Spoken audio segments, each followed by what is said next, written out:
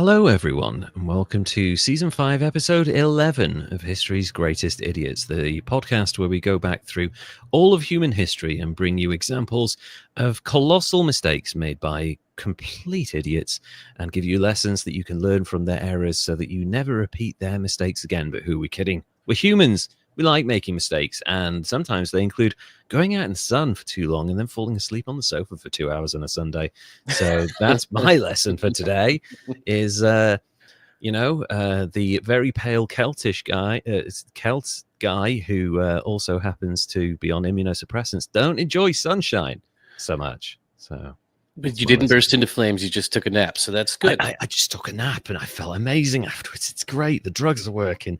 And joining me as ever is my amazing co-host and dear friend, Derek. Derek, how are things with you? It's fantastic. I haven't gone outside to take a walk because it's like 8 million degrees. Yeah, it's so I complain about the heat because I'm born into a world where as a human I prefer cold and damp weather, whereas like you've mostly adapted to the Arizona environment. And I say it was warm today. It was like 27 degrees Celsius, so it's like 85 degrees Fahrenheit, so not hot at all. But you know, Arizona, it's like it's that by like 6 a.m. So yeah, right now it's 99. Says it feels like 103. Fuck me, that's like... that is in Celsius. But you have air conditioning though, I'm guessing, right? Do you have central air in your place? I do, yes. Oh, it no, doesn't work real great in my bedroom, but it works good enough. Well, exactly. I feel like in a bedroom it's okay if it doesn't work super well immediately, because like within half an hour you've usually acclimatized. So if there's a little bit of cool air coming in, it's fine. I'll tell you the worst air conditioning world. My wife had to buy a new car recently, and the price of used cars in the UK have gone through the roof.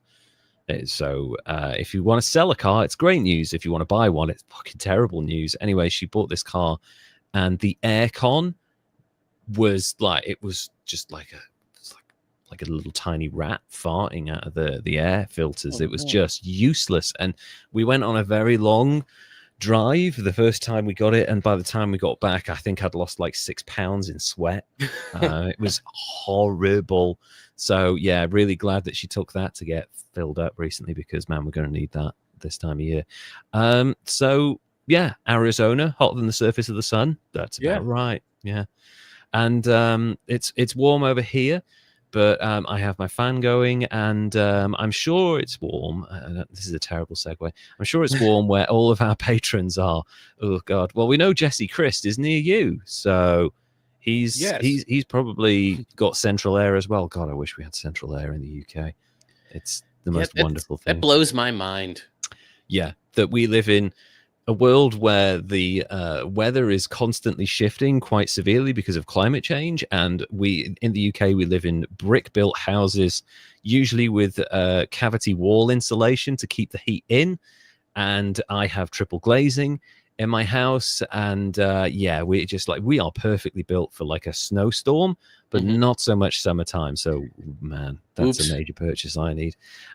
So our patrons: Jesse Christ, Kimberly Johnson, Andrew Zavara, Dilly Baob, Silent Crisis, Carrion, Susanna, and Toasterzoid.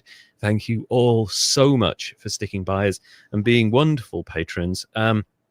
We uploaded a Patreon exclusive last week, and I'll be putting a bunch of new pictures and videos of recent trips up soon.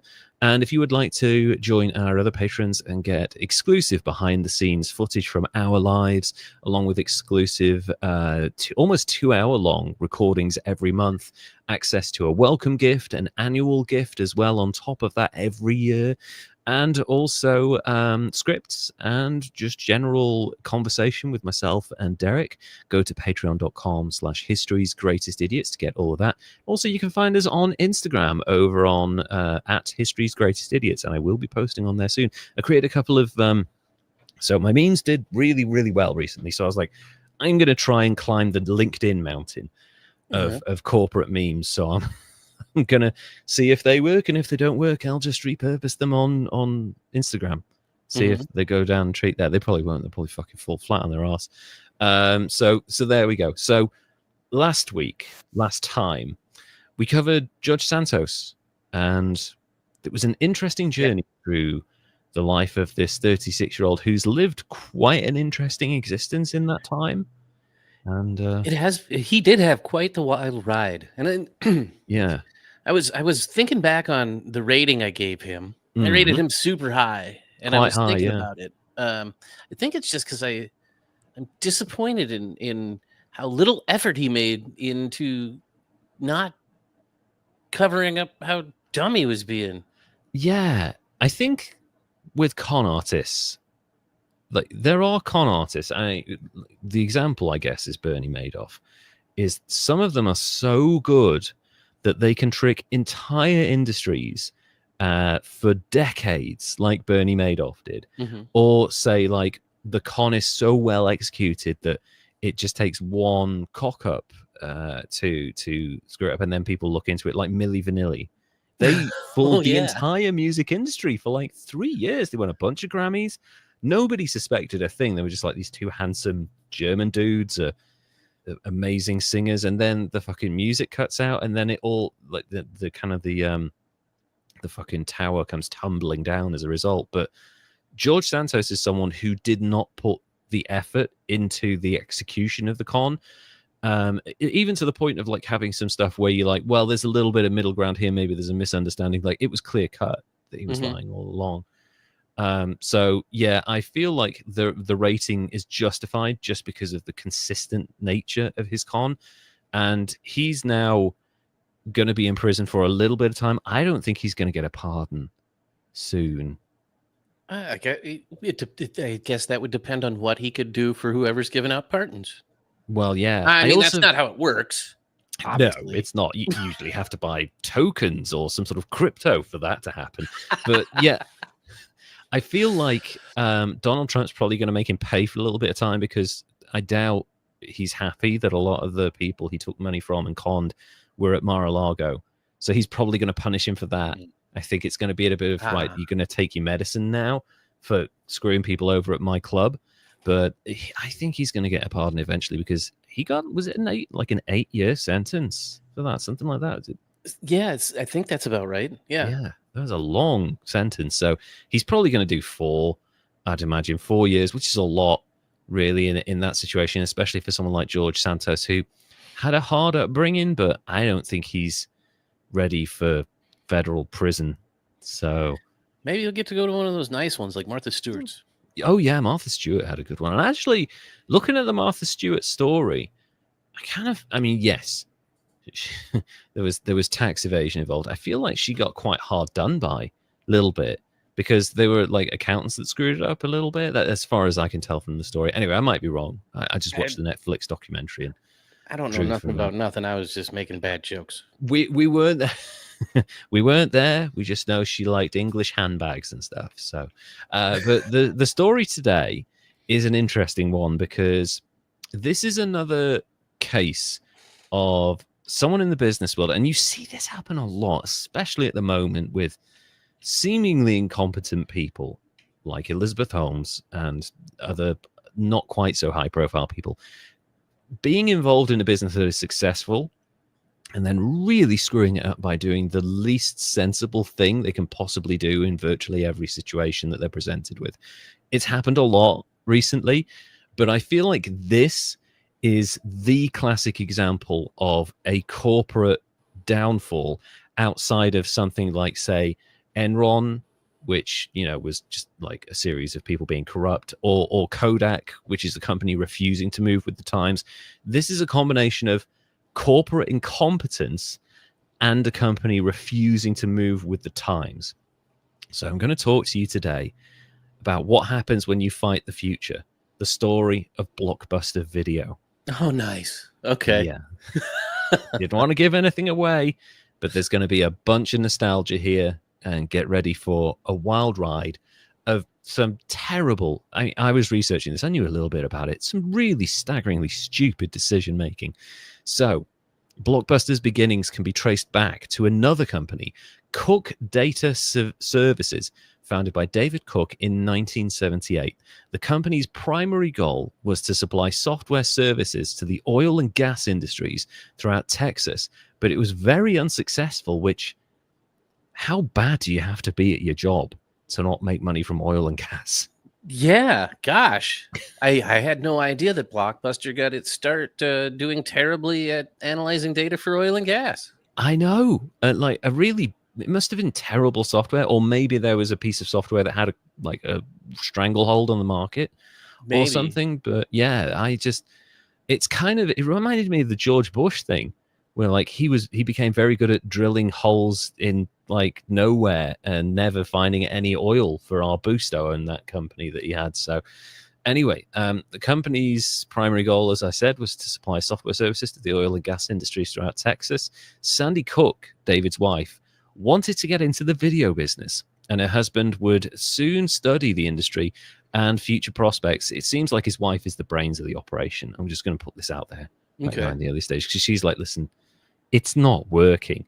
You know what I love to do? I want to open a video store. He's like, listen, it can't be any worse than what we're doing right now. So using the profit he made from the sale of David P. Cook and Associates, the subsidiary of his company, he decided to buy into a video store franchise in Dallas known as VideoWorks. When VideoWorks would not allow him to decorate the interior of his store with a blue and yellow design, yes, he departed the franchise and opened the first Blockbuster video store in 1985 under his own company, Blockbuster Video Inc. So that's where the name comes from. Okay. When he realized the potential in video rentals, Cook abandoned the oil industry and began franchising the Blockbuster store. There's no money in oil. VHS, that's the fucking real gold mine. You know, that's the way of the future. Man, it was for a minute too. Man, everywhere. Okay. The few young people that listen to this podcast, we can't stress to you how ubiquitous VHSs were. I go back to my wife's like childhood home, and there are still piles of VHSs everywhere, and they have got labels from TV shows that have gone off the air 40 years ago. I'm not joking. They were everywhere. As ubiquitous as streaming is now, that's how big it was. Oh yeah. Yeah. Well, I mean, like that's like what you did on Friday night. You'd go get your movies or whatever. And I mean, gosh, remember like the VHS, the movie towers that you'd have next to your TVs and stuff? You just have stacks and stacks of the ones that would spin as well. Oh my God. I do remember that. I feel like my dad might still have one of those somewhere. Wonder if it's worth anything. It's not. But yeah, and I remember I was a really fortunate kid. My parents got a brand new VHS, and I got like the old one. It was old, like early 80s. And this is like mid to late 80s. So I had a VHS player in my bedroom, along with a small, like tiny TV that you had to get out and press the buttons on, that was from like the mid 70s or something like that. So I would record off the TV on the VHS, and I'd gotten to the point where I would like press the pause button just before the commercials and unpress it as soon as we came back. And I got the timing down so that it seemed like a flawless transition between like scenes. You get a little bit of crackle and that'd be it. Like that's how good I was. So VHS was, as a format, it's very, very flexible. In terms of quality, it was nowhere near as good as Betamax, interestingly, but that didn't last very long. Yeah, I don't know that I've ever actually seen anything on Beta. I have. It is DVD quality. So, yeah, it was very, very high quality. The problem was it was limited to, I want to say 60 minutes at most. Oh. And Sony got behind VHS.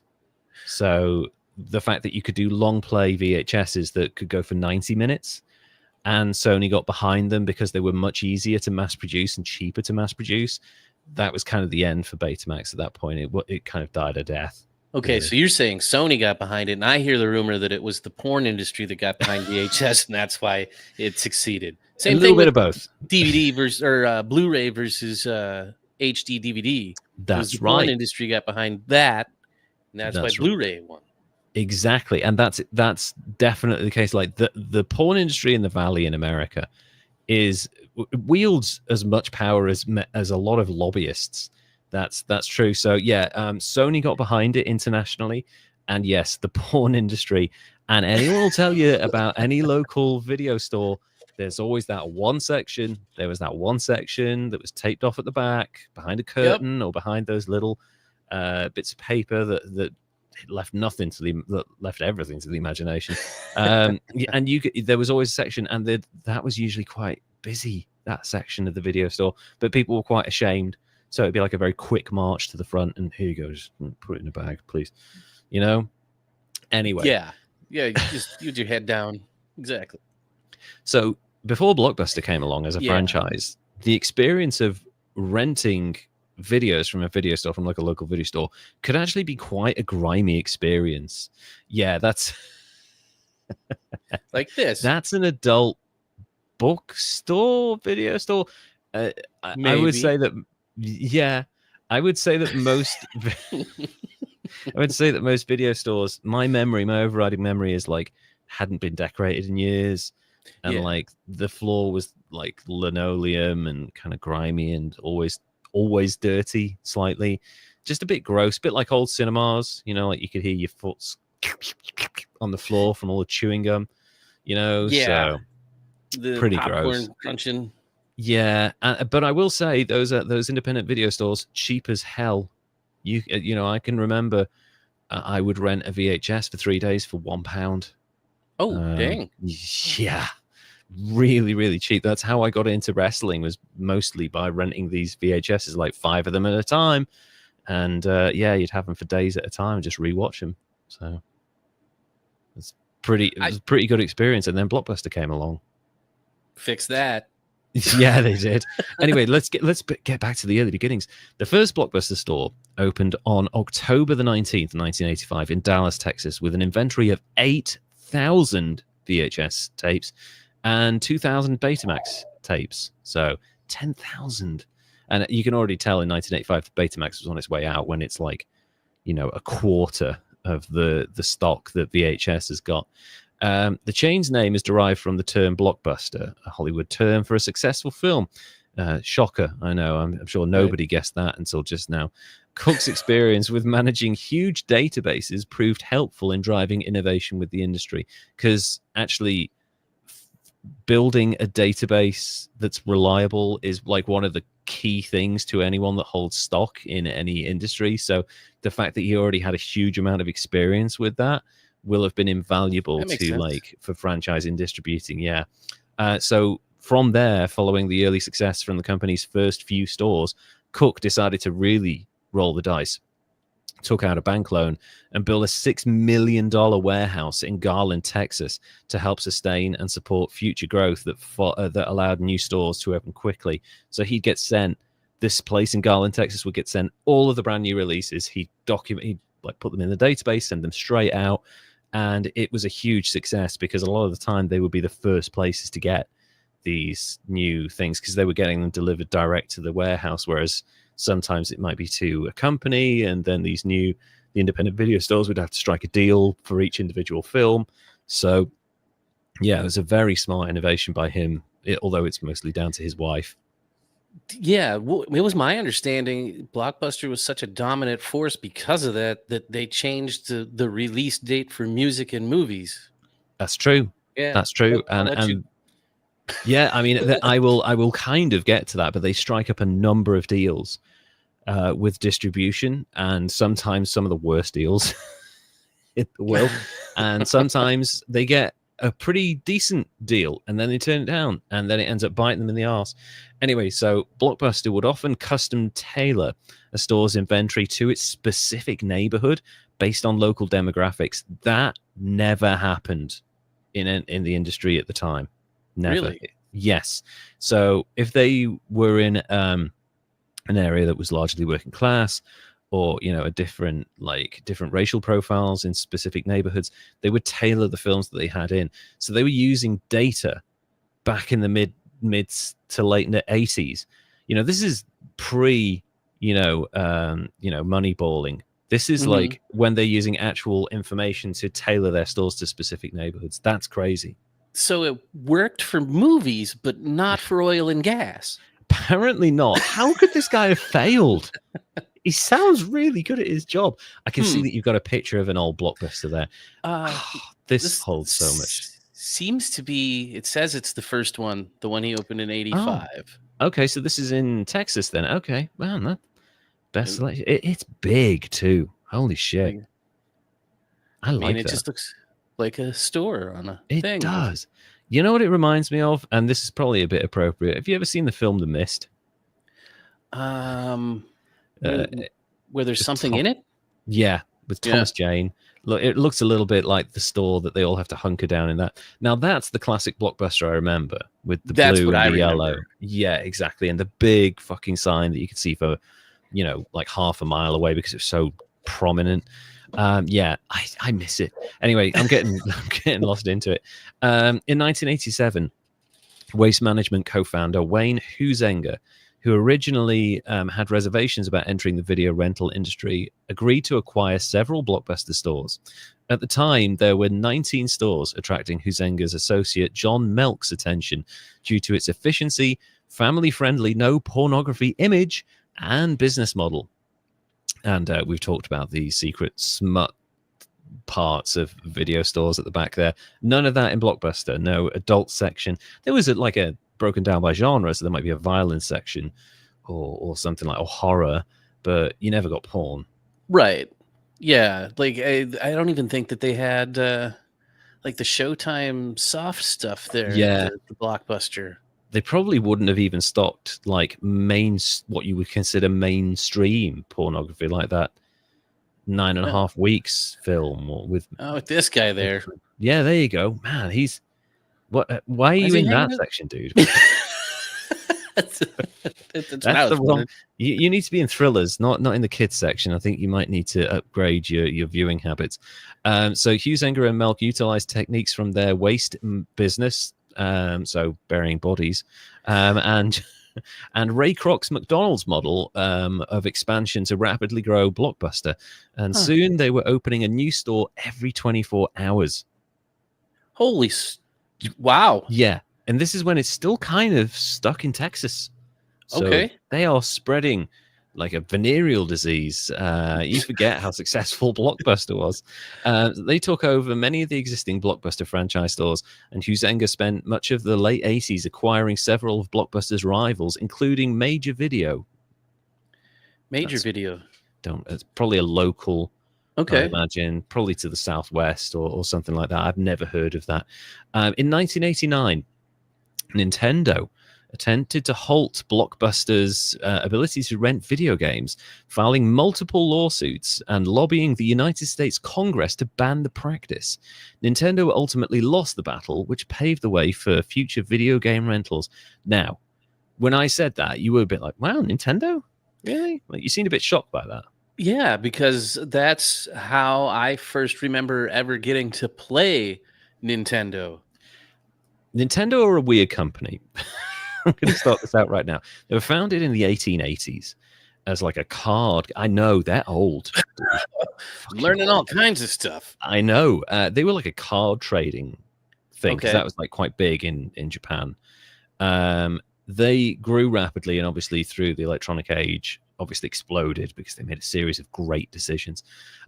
They've managed to cultivate this public image as a family-friendly, almost like the Disney of video games sort of thing, where it's like a very joyous, happy. They've infused nostalgia throughout all of their products, really carefully crafted that image, and it's been really successful for them. But behind closed doors, they are fucking vicious pricks. I'm telling you now, they are terrible. They are the most litigious company, I think, possibly in the world. They even tried to sue their own customers when they were streaming new Mario Brothers video games on Twitch. Realizing, I know. And a lot of these games that people were streaming were party games. So they were streaming themselves, playing with their friends, having a great time, really enjoying it, laughing. And like hundreds of thousands of people were watching these streams and going, oh man, maybe I should get that. And they were like, they didn't see it as free advertising for their games. They were like, no, we're not earning money from it. So unless you do profit sharing with us, you're not streaming our games. We'll sue you. It's the dumbest thing since Metallica sued Napster. It's so counterproductive. Let people show how fun your games are, and other people will go out and buy your games. And you haven't spent a fucking dime on marketing to achieve that. Right. What is wrong with you? But think of the money we lost in not spending any money in marketing. Yeah. Oh, we could have written that off as a tax loss. Damn it. So Blockbuster sponsored the Blockbuster Bowl in American football, apparently, which began in 1990 and was played at the Joe Robbie Stadium just outside of Miami. The first 3 editions were played under the name before Blockbuster withdrew its sponsorship. The prize is a series of unwatched copies of The Rocketeer and Hudson Hawk on VHS for everyone on the team. That's all. Nobody saw those fucking films. Oh, man. Yeah. In 1990, Blockbuster bought mid-Atlantic rival Errol's, that's EROLS, which had more than 250 stores. You've never heard of them. No. In 1992, Blockbuster acquired the Sound Warehouse and Music Plus music retail chains and created Blockbuster Music, which I don't remember at all. Didn't make it. I feel like that I remember Blockbuster Music, and then I'm trying really hard to remember these Blockbuster Bowls. Like, right? Yeah, you're talking football. Yeah, apparently so. They must have been like after the Super Bowl, I'm guessing, like close season. College? See, because I'm thinking Blockbuster Bowl, and this is what I got. Of a bowl. Like, it's a popcorn bowl. God bless Google for not knowing context. Yeah. Oh, you want a bowl? Okay, here you go. No, I meant like Super Bowl. Never mind, a superb owl. Anyway, Blockbuster. There you go. The Blockbuster Bowl. Man, they kept the branding right on. Goodness. That's a charismatic looking poster, isn't it? That's going to make you want to purchase it. Just 2 middle-aged white dudes, and one of them's wearing a hat. It's the 90s, 80s, whatever. Yeah, it's the early 90s. You'll buy anything with football on it. Blockbuster purchased Super Club Retail Entertainment Corp on November the 22nd, 1993, from Philips Electronics. For 5.2 million shares of Blockbuster stock. They're not paying money.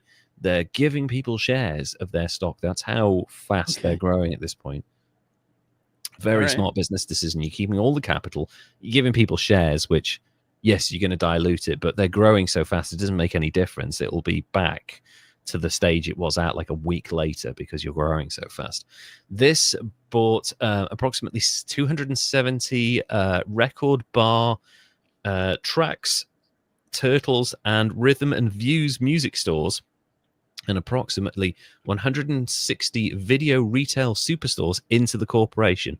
It also owned 35% of Republic Pictures. The company merged with Spelling in 1994. So that's Aaron Spelling's company that produced Beverly Hills 90210 and shoved his daughter in all those terrible teen programs in the 90s. This is a lot of purchases in a very short space of time. Like in about 8 years, they've bought like 12 companies. I know they're expanding very quickly. They're opening a new store every 24 hours at least at this point. It's just a little bit concerning because anyone who knows anything about business and anything about companies will immediately see red flags for overextending. And that's a concern. I feel like by the mid-90s, things are already starting to change in the industry. And Blockbuster is just sort of buying every single asset it can get its hands on. Blockbuster became Silent Crisis. Hello, hi, both of you. Hope you're well. Thank you so much for joining us. I do like that picture of you on the bike, or someone on a bike. That looks really amazing, man. I wish I could ride bikes. I wish I had money. Blockbuster became a multi-billion-dollar company, but Huizenga was worried about new technology and the threat it could pose to their business, such as video on demand and the growth of cable television, which by this point in time in the mid-90s is exploding thanks to things like HBO and stuff like that. In 1991, just 3 days after Time Warner had announced it would upgrade its cable system, Blockbuster shares dropped by more than 10% in a day. Fuck. Wow. That's Tesla downfall levels right there. Yeah. That's really scary. Was he out there Roman saluting or what? What happened? Apparently, well, I mean, he might as well have been, because it wouldn't have affected the stock price, because 10% in a day. Actually, something similar happened in this country. God, I love this announcement. So we have a bunch of supermarkets in this country, and basically nobody's been going to any one of them except for Lidl and Aldi, which are Scandinavian and German brands, because they're cheap. And all of the other supermarkets have put their prices up, and very few people can afford to shop there anymore. And there's one rule in the supermarket industry: you're either the cheapest or you're the best, and anything in between is fucked, basically. So Lidl and Aldi are the cheapest. Waitrose is the best. It's perceived that way because it's very flash. And the others, like Asda, which is owned by Walmart, and Sainsbury's and Tesco's and Morrison's and all these other supermarkets, have been doing really, really badly. Anyway, Asda put out a statement that said that they had a £2.5 billion war chest, and they were going to use that to lower their prices. And immediately the share prices in all of the other competitors, except for the cheap ones, dropped 5% in like a day. And that made me laugh. And I was like, great, we can start shopping at Asda again. And then, I was on holiday at the time over on Anglesey, and I told my mother this, and she was like, why didn't they use some of that £2 billion to lower the prices before now, instead of charging people too much money? I was like, oh shit, yeah, they have been hoarding money, haven't they, the bastards? Anyway, maybe they got it another way. So yeah, Blockbuster's terrified now by cable, and it should, rightly so, actually, because in 1993 they made an attempt to expand into other areas by investing in Viacom, which is an interesting purchase. Yeah, big name in the world of internet cable productions, stuff like that. So Huizinga also considered buying a cable company, but this was unknown territory for Blockbuster, and he decided not to take that risk, which probably should have done that, I think. And the name value alone would have earned them enough of a subscriber base to probably survive until they got their own programming and stuff. But they're being careful for now. They've niched down and they're focusing in on that. Huizinga also had the idea of a 2,500-acre Blockbuster sports and amusement park in Florida, something Blockbuster was still considering as late as August 1994. That, however, is a dumb fucking idea. Like what are the rides? Disney World? Yeah, for VHSs. Yeah, exactly. Like, oh, should we go on the VHS ride or the VHS ride, or maybe the spooky Betamax? Oh, the Betamax ride. Like, what are you going to do? You've got no IPs.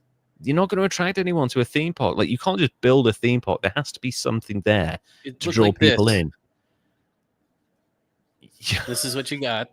I mean, you stand in line and you get ring pops. And what's the wild ride? It's the return fees. Store. Yeah, merchandise. I don't get it. Like, even Hershey's, like, they have chocolate. You walk around, you get chocolate. Like, it's an easy sell for people. Six Flags, what is it? Oh, it's Crazy Texas shit. Okay, fine. Yeah, I'll go to that. You've got to have something to draw people in. Blockbuster doesn't have shit for that sort of thing. You get in and they rewind you really fast. And then it's like an assault course, and if you're late, then you have to give them like $5 or something like that. But the interesting thing is, I could actually see it working as a sports bar, because all you could do is like have like events throughout the day where you would replay old things, old sporting events, old Super Bowl things, because you've got like access to the tape library. So just pay for those franchises, and you could draw people in that way. Like, oh, on a Monday, we're showing like Super Bowls from 80 to 88 or whatever it is, one every hour or something. Okay, yeah. That'd be interesting. Anyway, so unable to come up with a proper solution, except for that stupid fucking theme park idea about how to face the growing threats of the traditional video store, Huizinga made the decision to just sell Blockbuster to Viacom and just fucking disappear, which, as far as like, should I really sit down and think about this? Should I come up with some game-changing idea? Fuck it, I'll sell it. it's worth billions. Why not? Just there you go. No, It off I seems like go. it'll work. Easy solution. Just Yeah, and it fuck me, it worked. Viacom acquired Blockbuster in 1994 for $8.4 billion. whoo, That's okay. a shitload of money. That's $18 billion in 2025 money. Fuck me. Just a reminder that Disney Good move. bought Marvel for $4 billion 15 So that years was a ago. brilliant move. It was a fucking brilliant move. And Lucasfilm for $4 billion. Man, Disney was good at striking those deals. To help finance its bid for Paramount in the bidding war with the QVC network. That was what Viacom were trying to do. Blockbuster's stock trade had been dropping steadily the months before the merger, with a small rise after the deal was announced. And by the latter part of of the decade, its worth was estimated to have fallen to just $4.6 billion. That fall off was fast, and Okay. like fidget spinner fast fall off for that one. Jesus Christ. The Blockbuster Block Party concept was test marketed in Albuquerque, New Mexico, and Indianapolis. It was an entertainment complex aimed at adults, containing 8 themed areas housing a restaurant, games, laser tag arena, a motion simulator rides, and housed a windowless building the size of a city block, which sounds dodgy as fuck. Either a warehouse or a casino. Yeah, Or an NSA place. Or a massage parlor or something like that. Like, Jesus, a windowless room? Fuck me. Yeah, pumping it full of oxygen as well. This actually sounds like fun to me, to be honest with you. But these places never make money. Like entertainment complexes like that, especially like mid to late 90s, you're not going to get the money you would have done 10 years ago from a place like that, because it's aimed at adults. But adults, when they go to places like this, they kind of have to do it in the evening when the kids are being babysat or something. And if they do that, then they're probably just going to go to a bar or a restaurant or something. Whereas if you make it for, kids as well, if you make it kids oriented and have like a couple of adult areas inside the complex, you'll probably make more money because kids will spend a day in there, so that's the way to do it. Just fill up that way. Anyway, during the 1990s, Blockbuster expanded into the UK, purchasing the country's Ritz video chain. I don't remember those at all. The stores were rebranded to Blockbuster. They did quite well over here, and I do remember seeing them in basically every town in the UK. No matter how small, there was always a little Blockbuster. But I do remember them being like 5 times more expensive than traditional video rental stores, and I rarely used them as a result because I felt like I went in there and I was being a little bit nickel and dimed to a certain extent, because there's a lot of stuff in there, a lot of like you could, do you want to buy some popcorn? Like £8. Like, oh my god, like, no, I'll go to the supermarket around the corner and I'll get something 3 times the size for half the price. It's crazy. Or like M&Ms, a bag of M&Ms for like £5. No, I'm paying that. For some reason, did think that you were going to pay theater prices like the Blockbuster was an experience.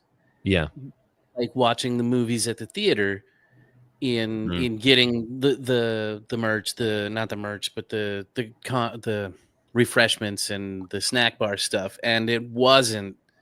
It was priced the same way as it was at the theater, except for you could stop at the Circle K or the corner store on your way home with the video. And get like stuff for a lot cheaper that would come in bulk, or you've probably already got that shit at home. Like, why are you doing that? I feel like the Blockbusters, and I know they never did this, but I feel like they missed a trick. Like, and I understand that this is kind of tied to those adult bookstores that have got private viewing rooms. Why couldn't Blockbuster have expanded a little bit to have like 3 separate little rooms where you could just go and actually watch the VHS while you're in there, just like a little room with like a couple of sofas in it that you could watch stuff on? I feel like that might have done something at least. So yeah, I mean, they always had movies playing, but you couldn't just sit and hang out, I guess. No, it would be kind of weird. Like that's as cold and unwelcoming as retail stores can be. I feel like that's like crossing a line, standing up in a store and watching a video for 2 hours. That's a little bit sad, really. Tell me to leave. I dare you to tell me to leave. I'll rip up my membership card right now. The original Blockbuster company, Blockbuster Video Inc., was merged into the parent company, Blockbuster Entertainment Inc., which had earlier replaced the Blockbuster Entertainment Company. All of these name changes, that won't confuse anyone. It's probably just to hide the fucking drop in prices. Oh, man, look at that. That would have been cool. That would have got me every single time.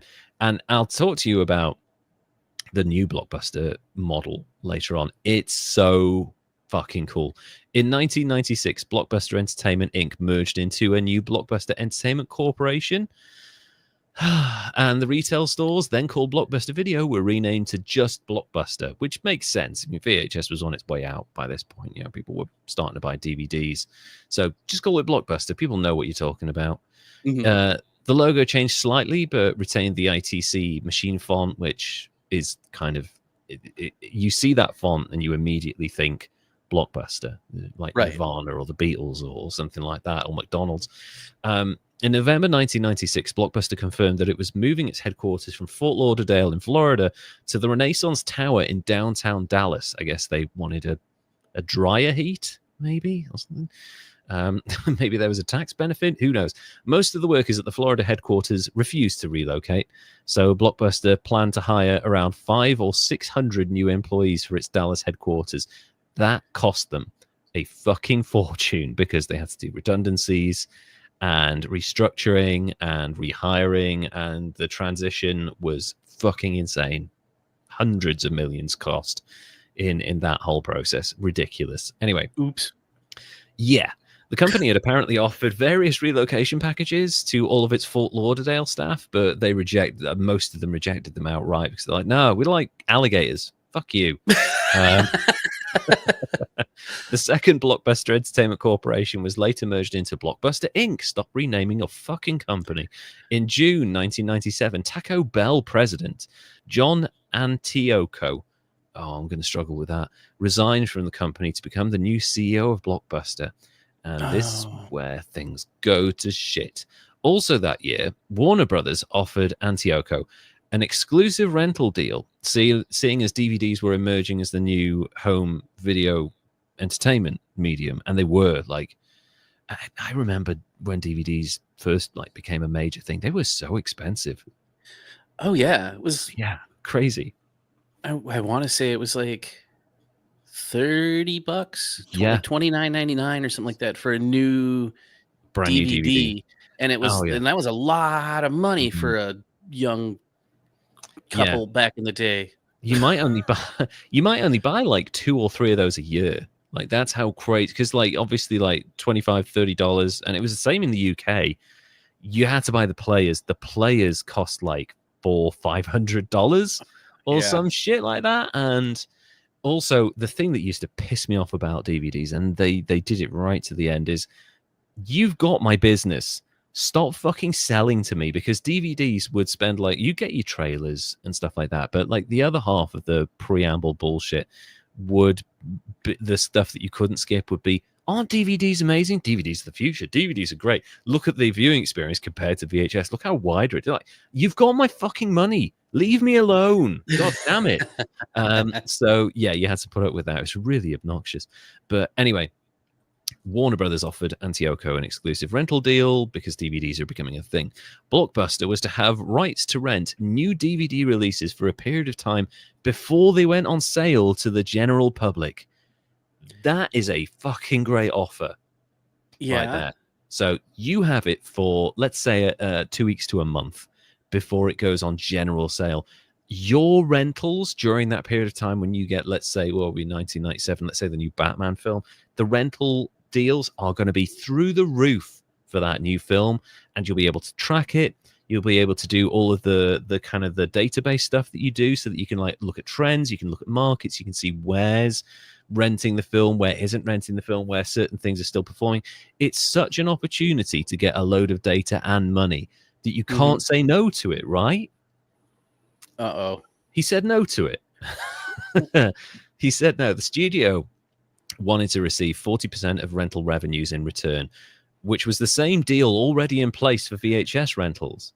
But Blockbuster were like, no, it's a new age. We're going to cut you out. Blockbuster turned the offer down, and the studio responded by lowering its DVD wholesale price in order to compete with the rental industry. They were like, you don't want to deal with us? Fine. We will wipe you out.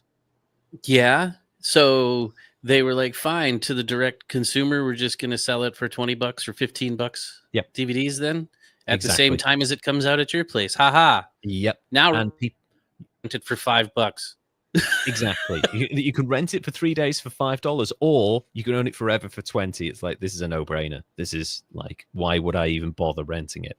And this made me laugh, because the fact that they are being outmaneuvered by a company as famously inept as Warner Brothers tells you everything you need to know about what's going on at Blockbuster under this guy's leadership. Warner Brothers have made so many mistakes over the years that it's almost impossible to believe that they were outmaneuvered. But yeah, they were. So you got a new picture there. What's that? Is that a late fee thing? I'm wandering through the pictures. You remember what Blockbuster was famous for, though, as well as being ridiculously expensive?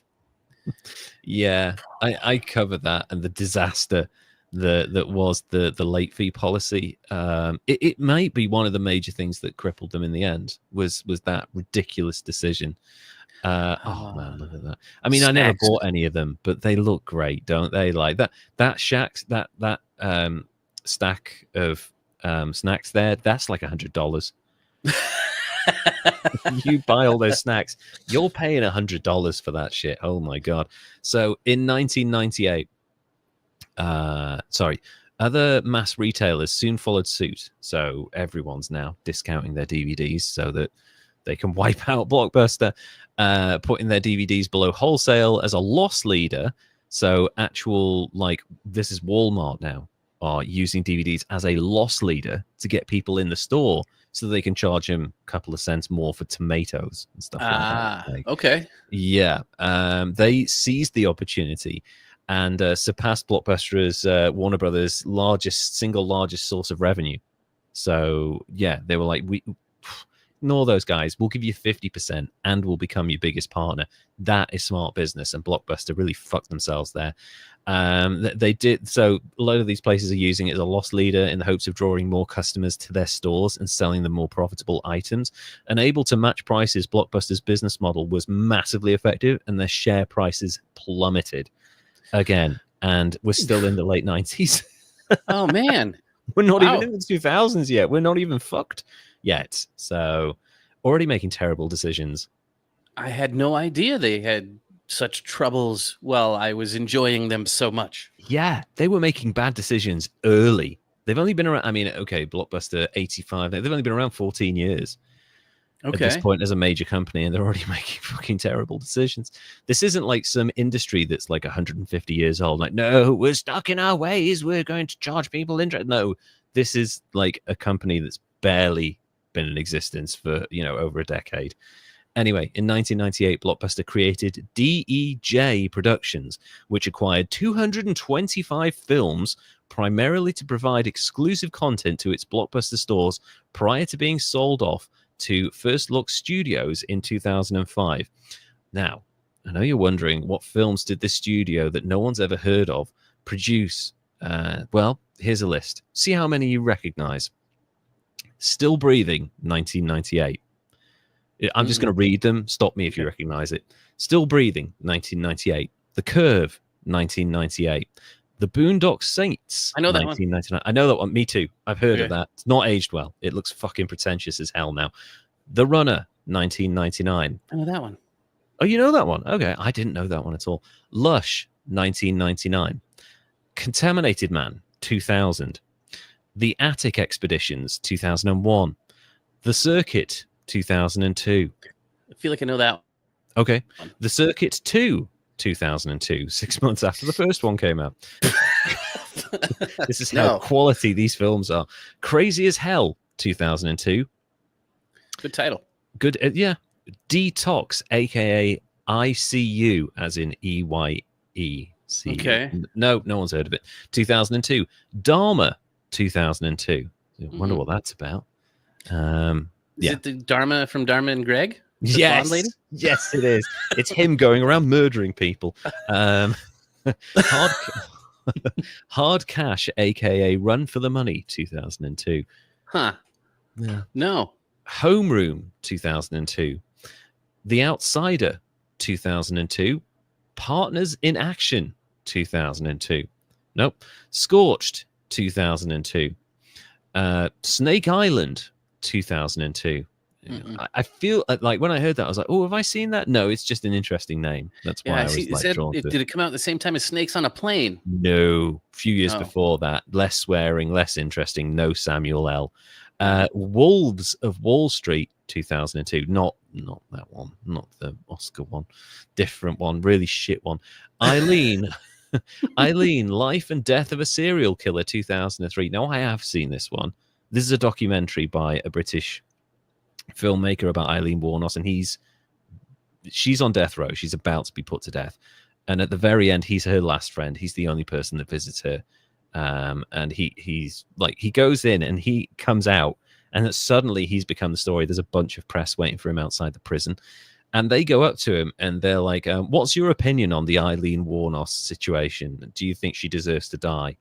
Very straightforward question. He's a journalist. He doesn't want to be part of the story, but he comes out with a quote that is so perfect. I think it stunned everyone into silence at the time. He was like, listen, I don't know what message we're sending here, because Eileen Wuornos is mentally ill and we're killing her. And I don't know what message that sends. And the whole press people went, oh, and they realized what was going on. Like, she is not well, and you are killing her. And they were like, oh, fuck. Anyway, Evil Alien Conquerors, 2003. No. Gacy, 2003. No, haven't. No. Gang of Roses, 2003. Is that the sequel to The War of Roses? I don't think so. I think it just sounds shit. Good Fences, 2003. No. Sounds boring as fuck. A Good Night to Die, 2003. Not a Bond film. Oh, well, then no. No. Grand Theft Parsons, 2003. Is it like old person's Grand Theft Auto? I guess so, yeah. Just where's the Synatogen? Where's the cod liver oil tablets? In Hell, 2003. Not the Johnny Depp one. Okay. Based on the Alan Moore book. This is the Jean-Claude Van Damme garbage one. Lost Treasure. Sorry? It's also not the Johnny Depp one? No. Oh, no, that was Pirates of the Caribbean. Yes, okay. That's right. Yeah. Lost Treasure, 2003. No. Monster, 2003. I have heard of that. It's the Charlize Theron, Eileen Wuornos biopic that she won an Oscar for. Okay. I was going to say, is this the Eileen Wuornos monster? It is. They must have had the rights to her life, so they produced a documentary about it, or at least they funded that or bought it off the guy. And then they made the film, and it's great. It's a really, really good film. Charlize Theron and Christina Ricci's in it as well as her partner. A really, really great film. Party Monster, also 2003. You shouldn't have brought those out in the same year. Terrible marketing there. It really, really is. That one is Macaulay Culkin's kind of indie film debut, where he just takes a shitload of drugs. It's almost a documentary at that point in time, to be honest with you, because he was having a rough time of it. Shark Zone, 2003. Sounds fun. The prequel to Sharknado. Sadly not. Yeah, the sharks where they were in this zone here. Yeah, that's right. Shark in waterfront, temperature change, Shark Zone. Blast, 2004. Blessed, 2004. Crash, 2004. Crash. Yeah. The Crash. Okay. Not the David Lynch, oh my God, you just had a crash, I want to have sex with you. Not that one. Okay. Different Crash. This is the one that won a shitload of Oscars and beat Brokeback Mountain to the Best Film Award that year, which, like, a lot of people look back on this year as like, it should not have won over Brokeback Mountain. That film was significantly better. But you see, Hollywood was still afraid of gay people back in 2004, so that's what happened. Employee of the Month, 2004.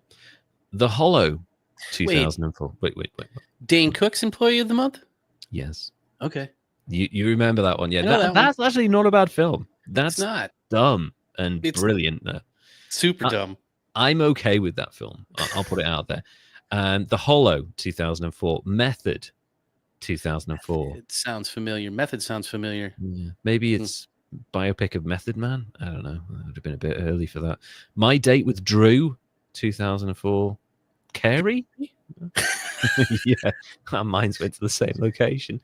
Nora's Hair Salon, 2004. Post Impact, 2004.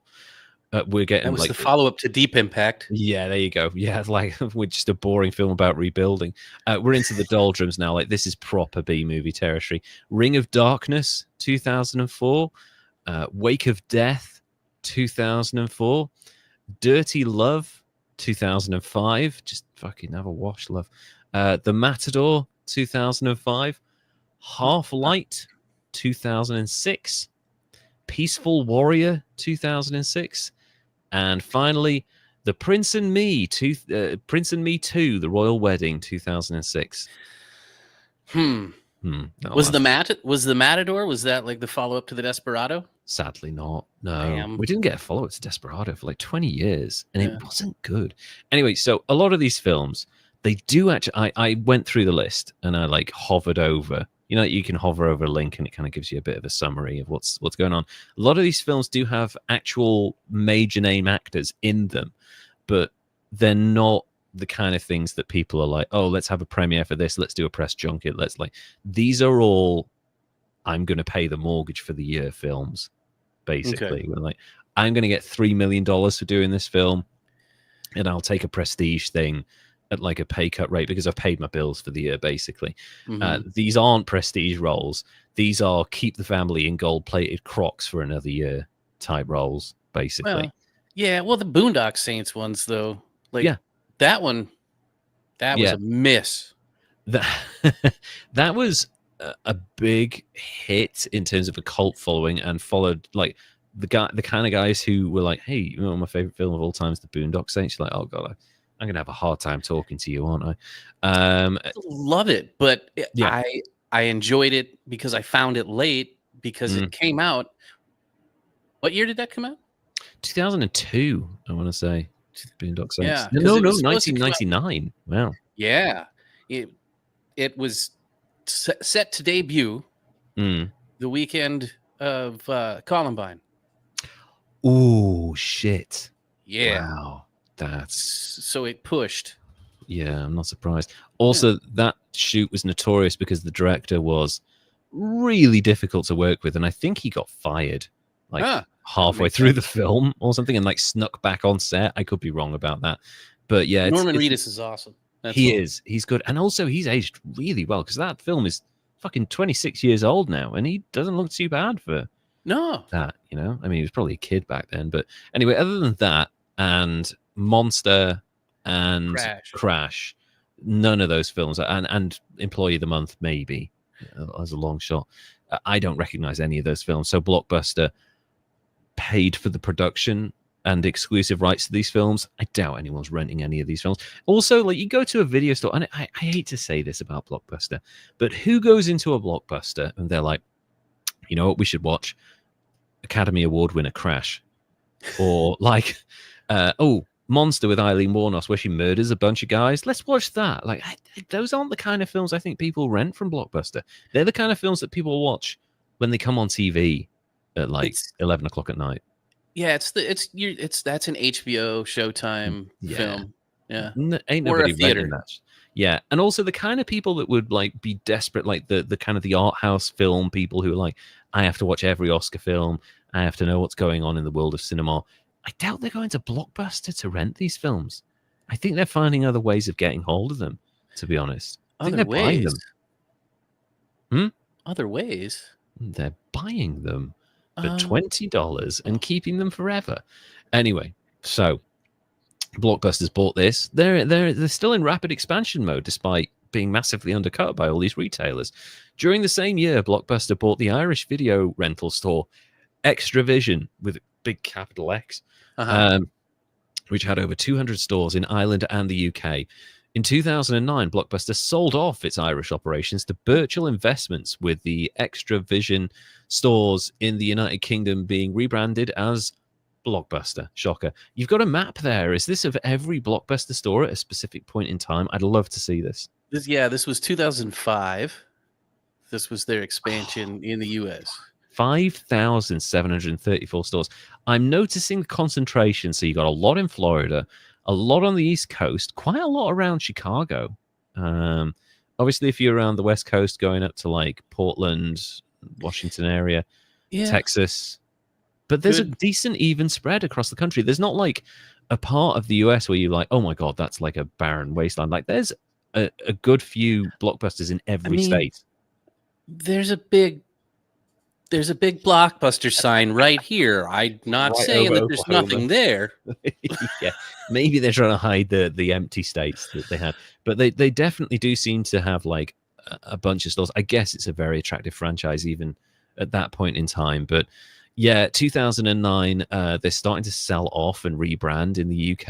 In August the same year, Viacom sold Blockbuster music chain to Warehouse Entertainment, which was subsequently purchased by Trans World Entertainment in 2003. Don't tell J.K. Rowling, she'll go crazy. In mid-2000, the company partnered with Enron. Oh, shit. Oops. Yeah, in an attempt to create a video-on-demand service, which is interesting. I could see that, but Enron? The agreement was supposed to last for 20 years.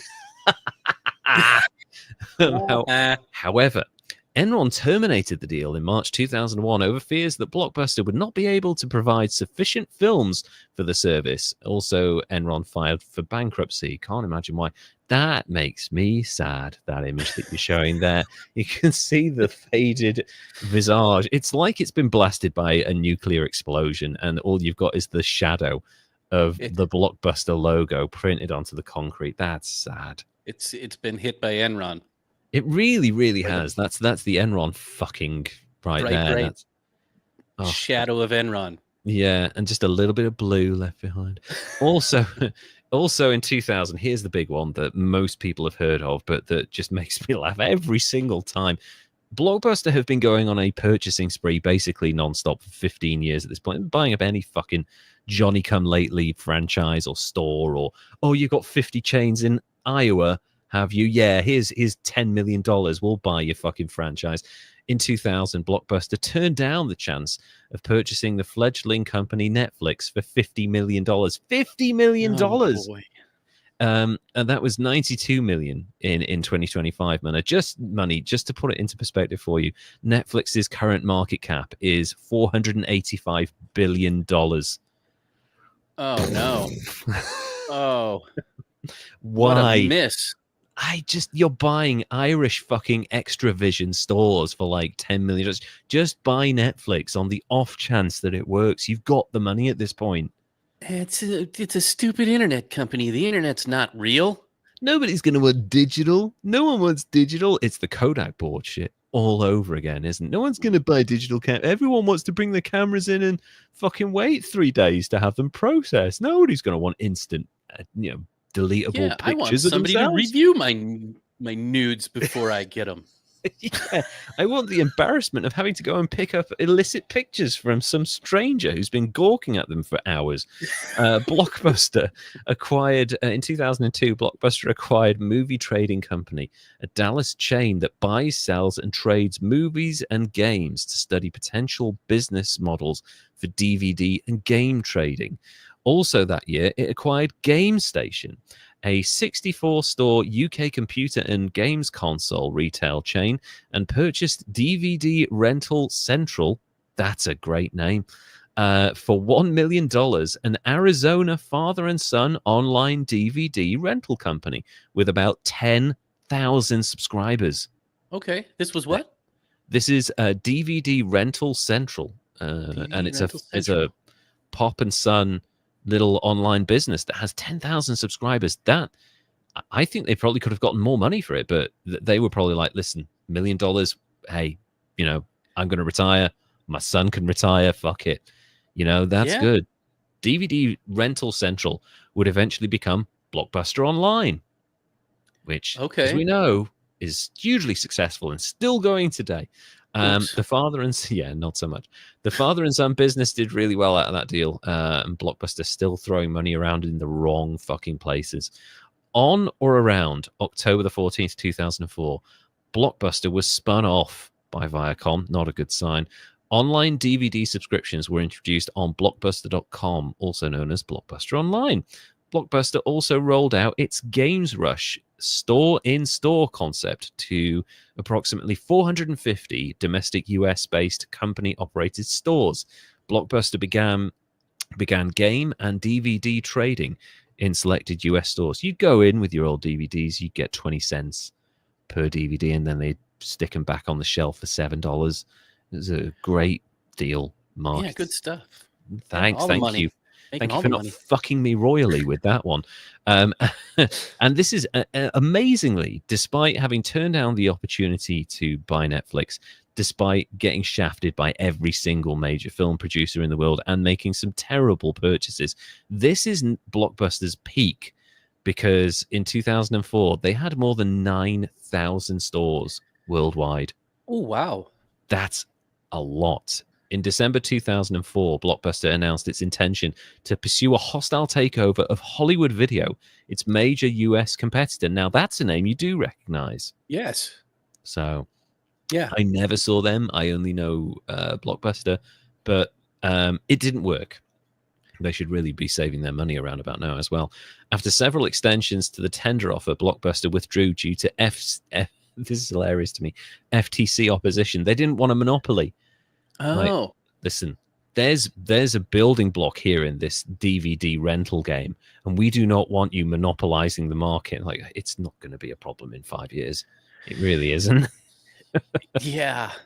I mean, they already kind of had the monopoly, though. Like, they did, really. by that point, they had decided, at least in the US, that the movie releases to their warehouse were coming out on Tuesdays, so stuff was Yep. going to be released on Tuesday. Yep. Yeah. I remember this.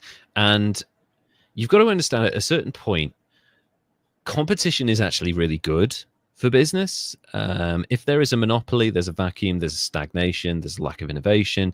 So they virtually have a monopoly on the market at this point anyway. So they're only really buying this supposed major competitor just to like fucking have everything. And that's not a good thing. They don't think that Netflix is the problem. They think that other competitors in the market are the problem. This is where they've got the blinkers on. To counter the Blockbuster offer, Hollywood Video agreed to a buyout in January 2005 by a smaller competitor, the Dothan, Alabama-based Movie Gallery. Never heard of them. No. Since then, Movie Gallery has filed for bankruptcy twice, and its entire chain of stores has been liquidated.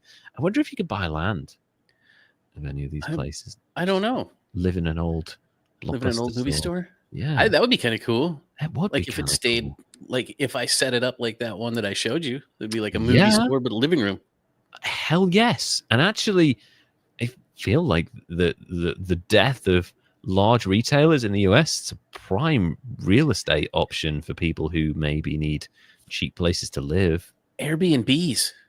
You could Airbnb out a movie Blockbuster room. It's exactly what they've done. Yes, you had the same idea that the last existing Blockbuster had. You can have a sleepover in the last Blockbuster in the world. And during lockdown, because this is a franchise that kept going through lockdown, you could rent it for $3 a night. No kidding. Yeah, that's an experience right there. Because basically you can get together with your bubble in a fucking Blockbuster and watch movies all night, you know? Yeah. And sleeping bags, and that's the coolest shit ever. Swear to God. Yeah, and just like you've got all the food around you, you know, you just what a great idea. Anyway, since then, in May 2005, financier Carl Icahn waged a successful proxy fight to add himself and two other members to the Blockbuster board. Icahn accused Blockbuster of overpaying chairman and CEO John F. Antioco, who had served in the capacity since 1997. That he said that they were overpaying him because he received, as his pay for that year, $51.6 million, which is Wow. $87.3 million in 2025 money in compensation in 2004 alone. This is 2004 Blockbuster. I know it's peak, but fuck me. That's a lot of money. Is it? I mean, it's peak, but it's peak already making bad decisions. Yeah, it's peak looking over where the roller coaster's going next. Where Yeah. the really interesting part is, where everyone starts screaming. Yes. That's where the peak is at, and he's getting fucking $51 million or nearly $90 million in 2025 money as his fucking pay for the year. That's obscene, dude. It all came from late fees and Yes, rewind fees. It really did. Rewind fees. What a load of bullshit. Icahn was also at odds with Antioco on how to revive profit at Blockbuster because they're not profitable. They just keep spending money. They haven't made any money in a while. Antioco scrapped late fees in January. Good. Started an internet service and decided to keep the company independent while Icahn wanted to sell out to private equity. He was probably right, actually, to be thinking about that. It's like he can see what's coming.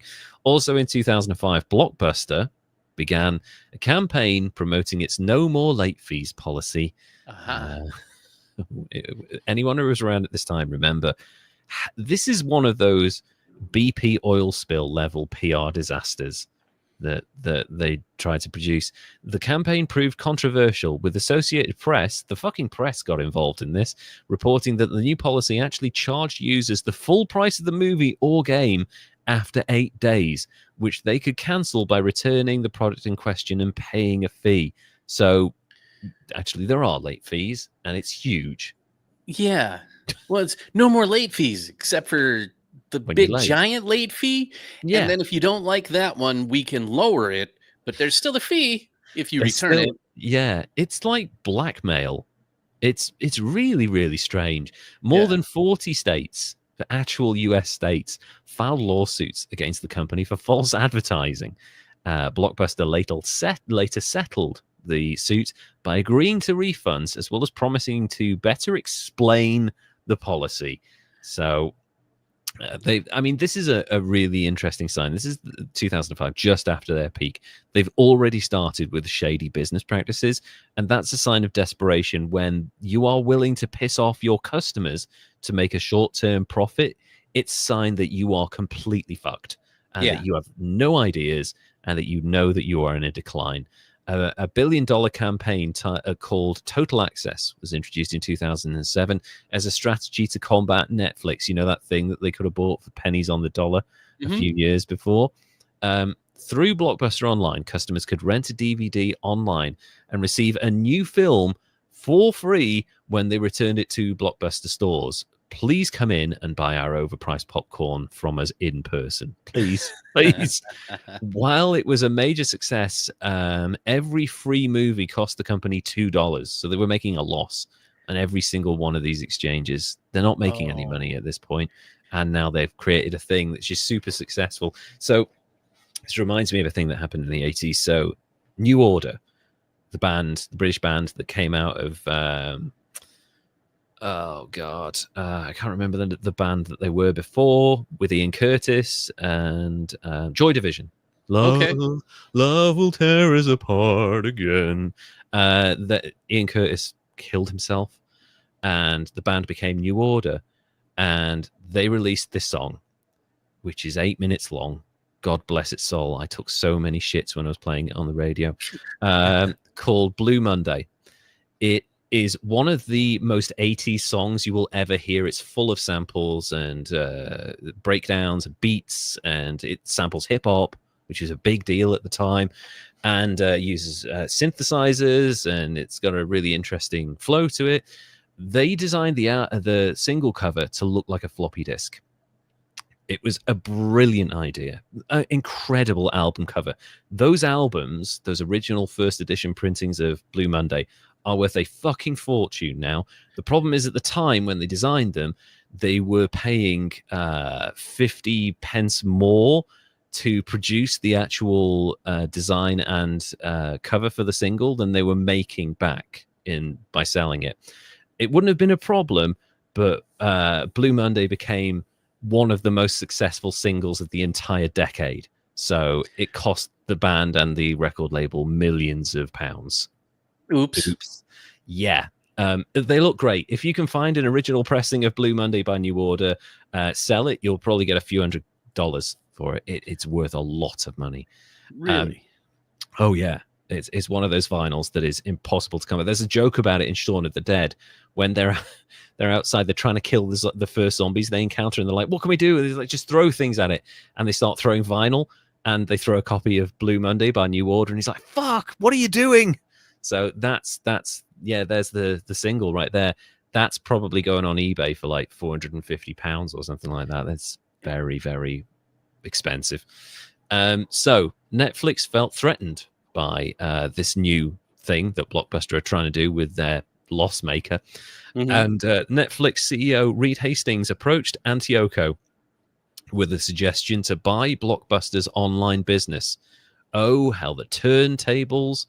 In return, a new system would be introduced where customers could return their movies to a Blockbuster store. They're the things that they got through Netflix, because Netflix was still renting DVDs through post to people Right. at this point. And I remember those days. They were really fun. Before the deal could be realized, board member Carl Icahn intervened, refusing to let the company lose more money through total access. You can kind of see his point at this point. Antioco was pushed out in July and replaced with James Keyes, who rejected Hastings' proposal, raised the price of online DVD rentals, and put an end to the free movie deal. I'm going to burn this house down and piss on the fucking ashes. Just a series of terrible decisions by people who are getting paid like tens of millions of dollars a year as a consequence of this astounding about face in front of its customers. Blockbuster Online's previously massive growth stopped immediately, and their share price halved in like a month. Yeah. It was already bad anyway. So Antioco's departure. Sorry, go on. Yeah, it was just good like that right there. Yeah, we're starting to see look at the line. So we're just seeing an image for the people who are listening. We're seeing a line of Netflix versus Blockbuster growth, 1998 to 2016. You can see that Blockbuster genuinely hits a peak at 2004, and then it's just like a slow and steady mountain range decline from there. And the bankrupt line somehow extends from 2012 to 2016. It was a process. It was a long, slow process, and of course, the Netflix line is going up. And now, interestingly, they're making similarly stupid business decisions by just like, should we innovate, or should we just churn out shit and raise our prices every year? Let's just do that second thing. Well, their whole model was designed just to kill Blockbuster, and they didn't really have a plan. Yeah, when and they then a went to bunch of other streaming. people came along after them, like Amazon, like all of the basic providers, the film companies, the networks and stuff, and they're like, we're going to do what Netflix are trying to do. And then you're like, well, actually, they only did it to kill Blockbuster, so there's no business model here long term. Yeah, and now they're all stuck, and they're like, well, this was just Please don't cancel your subscription and come back when Stranger Things comes out. Oh, no. Yeah. Oh, you can watch it for $4.99 a month if you want, but you're going to have to watch ads. So you mean we have to pay and watch advertising? Fuck you.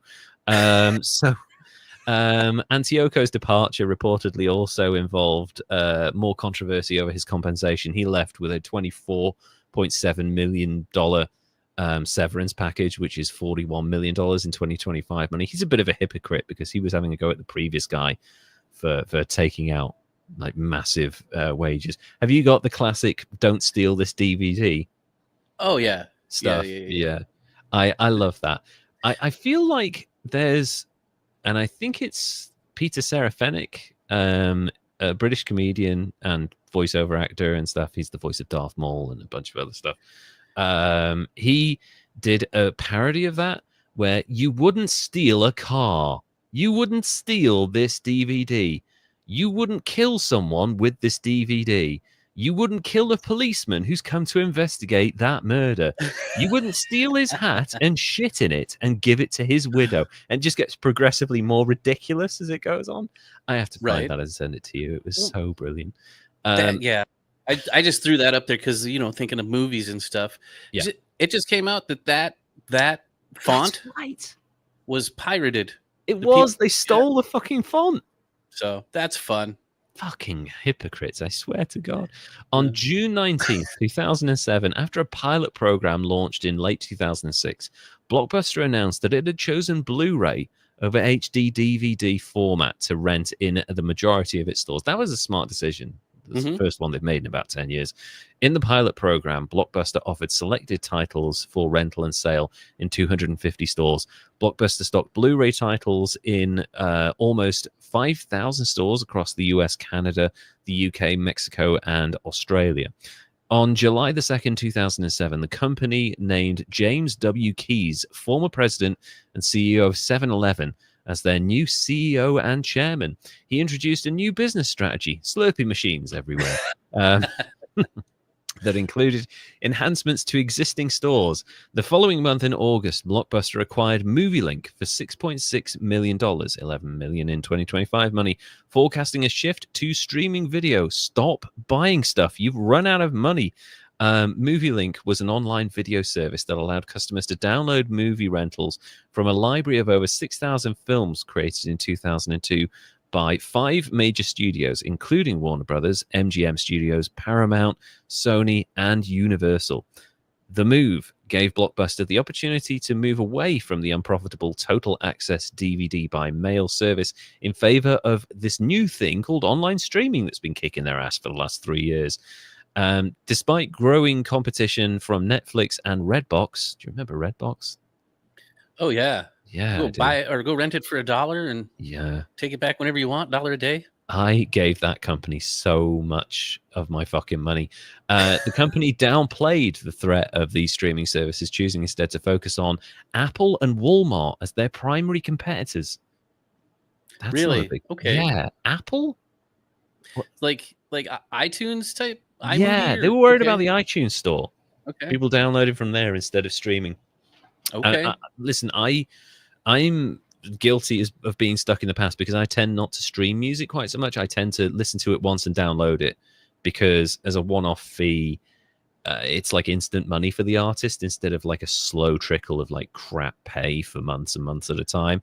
But I just like to have something on my phone that I can have and listen to whenever I want without the faff of having internet connection, because I travel so much. I go to a lot of places that do not have phone or internet signal. Right. So I like having it on my phone that I can listen to it whenever I want. On February 17th, 2008, Blockbuster proposed a buyout of struggling Circuit City. Remember them? Oh, yeah. Like a Radio Shack type thing? A plug-in thing. Yeah, that's right. Yeah. That was a really cool logo, a design thing they had. However, following a due diligence review of Circuit City's financial books, Blockbuster withdrew its offer. Literally a couple of months later in 2008, Blockbuster actually doing some research for a change. Oops. Yeah. Good stuff. Finally. Yeah. Finally actually doing their research. I remember Circuit City when I went to the US and was it Radio Shack? I remember those things. They were fun. Yeah. Now look at how sad it looks. Oh. Yeah.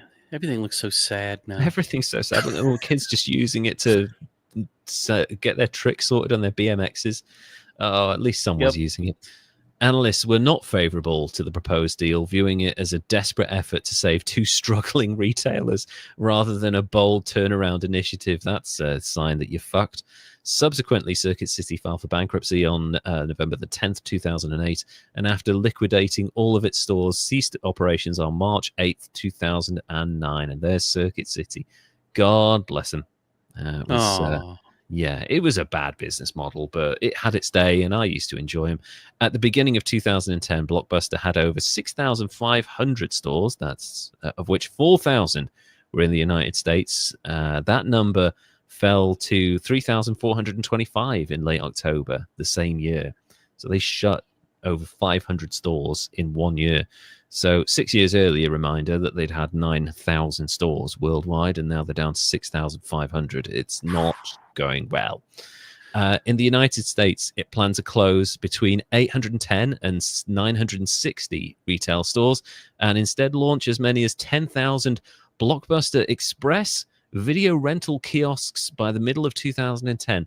This might have been a good idea had malls not also been dying around about this time. So it the wasn't start. a red box. No, I mean it could have been. I mean, they're basically copying Redbox's model, but I kind of like the idea of a little kiosk, because there's a thing that's happening in the UK now where out of town shopping centres are still a thing in the UK. They're not malls, they're open air things, but they're doing kind of okay. But mostly because like some stores have gone inside other stores. So like I can go inside like a clothing store and there'll be a Costa Coffee in there. I'm like, okay. That works for me. Or I'll go into like there's a sportswear store and there'll be a game shop at the back of it as well. So there you go. So there's like a Blockbuster Express rental thing. Man, that's crazy. So that's similar to the Redbox model, like you said, like $1 for a rental. In the United States, it planned to lower that. The Blockbuster Express video rental kiosks were opening. It was claimed that more than 41 million US households had Blockbuster memberships in 2010. I'm sure that most of those were lapsed by that point. I'm sure a lot of people weren't using their memberships anymore. They just had the card. Right, just the nostalgia. Yeah, they're just like hanging on to it in case, in an emergency, when they can't watch it. But they're like, fuck it, we'll just go to Blockbuster. It's a pain in the ass, but we'll do it. On February the 10th, 2010, Blockbuster announced that it would cease all operations in Portugal, closing down 17 outlets and leaving over 100 workers unemployed, to which most people in Portugal went, nah. You know, who gives a shit? You know, they're not going to miss it. Blockbuster representative in Portugal blamed internet piracy and a lack of government response to it as the key factors to the company's failure in the country. Sure, buddy. Sure, Jan. Yeah, it's pirates. That's who's, Johnny Depp, damn you. In March 2010, Blockbuster began additional daily rates, or ADRs, for rentals not returned by their due date in the United States, having already used this procedure in other countries such as the UK for many years, which is why I rarely ever rented from them, because like you're like 5 minutes late, you're getting fined. Oh, straight away. Yeah, fuck that. An ADR was charged for each day a member kept the rental beyond the rental terms. On March the 12th, 2010, PricewaterhouseCoopers, Blockbuster's independent registered public account firm, issued its audit opinion disclosing substantial doubt about Blockbuster's ability to continue as an ongoing concern. Their own fucking accountants are saying, nah, it's you come into the end, mate. Sorry. This report was included in Blockbuster's 10K SEC filing. On March the 17th, 2010, Blockbuster issued a bankruptcy warning after continued drops in revenue threatened its ability to service its nearly $1 billion debt load, which is $1.46 billion in 2025 money. I'm sure they'll blame piracy for that, racking up that massive debt too. You know, it's pirates. Damn pirates. They made us spend all that money. Damn piracy. God damn Sean from fucking Napster. It's his fault. By April 1st, 2010, Carl Icahn had resigned from Blockbuster's board of directors and sold nearly all his remaining Blockbuster stock. That must have got him a couple of bucks. Too late. And Blockbuster paired up with Time Warner to have Warner Brothers movies made available in Blockbuster. You should have done it 10 years ago. And on DVD release date and not subject to a 4-week delay. Similar agreements were also made with Universal and 20th Century Fox, but it doesn't matter. Nobody's renting at this point. It's done. The liquidation of Movie Gallery began in 2010 in May, eliminating Blockbuster's primary competitor. Doesn't make any difference. During the same month, a dissident shareholder, Gregory S. Mayer, in an effort to be elected to Blockbuster's board of directors, engaged in a proxy battle with Blockbuster's board, alleging that the board had been responsible for significant destruction of value to shareholders. He's not wrong. You fucked us, and it's your fault. Yeah, we did. Sorry. You know. But we didn't know. We didn't know. We thought we were making good decisions. Yeah. Also, I'm going to pay myself $50 million this year. Bye. But I see just an empty room with like one guy and a bunch of seats. Mayer was elected at to the board at Blockbuster's shareholder meeting, which is probably just him and the other shareholder, the Blockbuster board members in Dallas on June 24th, 2010. On July 1st, 2010, the company was delisted from the New York Stock Exchange after its shareholders failed to pass. Yep, there we go. The store closings have started to. I can remember the flood of people going into these places and picking up random shit for virtually nothing. They've been delisted from the New York Stock Exchange after its shareholders failed to pass a reverse stock split plan aimed at heading off involuntary delisting because of the stocks trading at well below $1 a share. Oh, Literally ouch. penny stocks, yeah. The stock was traded on the OTCBB, over-the-counter bulletin board. Wow. Wolf of Wall Street stuff there. It really is. I've got this really interesting business opportunity for you. Do you want to buy 10,000 shares? That's the financial equivalent of going from dining at the Ritz to fucking eating out of a garbage can behind a zoo or something like that, or a fucking dentist's office. Blockbuster was unable to make a 42.4 billion or 61 million, or 61 million in 2025 money interest payment to bondholders, and was given until August the 13th, 2010 to pay off the debt. The company hired Jeff Stegen. Oh, I'm going to struggle with this. Stegenger to be its that's a funny name to be its chief restructuring officer in an effort to satisfy bondholder demands and recapitalize the company. After failing to pay its debts, the bondholders gave Blockbuster until September 30th, 2010. On October the 26th, 2010, news media reported that Blockbuster was planning to file a prepackaged Chapter 11 bankruptcy in mid-September. In light of this news, the company's chief financial officer, Tom Casey, resigned and was replaced by Dennis McGill, former CFO of Safety Clean Systems, Inc. Never heard of them. Scraping the barrel, I suspect, at this point. On September the 23rd, 2010, Blockbuster filed for Chapter 11 bankruptcy protection due to challenging losses, $1.3 billion in debt, and strong competition from Netflix, Redbox, video on demand services. Anyone who had a little bit of money in their pocket, the homeless guy in the corner, literally everyone's wiping the floor with them at this point. Movie Gallery and Hollywood Video had already filed for Chapter 7 bankruptcy liquidation in 2010 for similar reasons, but their debt was nowhere near as high because they weren't as spend happy as Blockbuster. At the time of its Chapter 11 bankruptcy, Blockbuster said it would keep its 3,300 stores open. However, that December, it announced that it would close an additional 182 stores by the end of April 2011 in attempts to emerge from bankruptcy.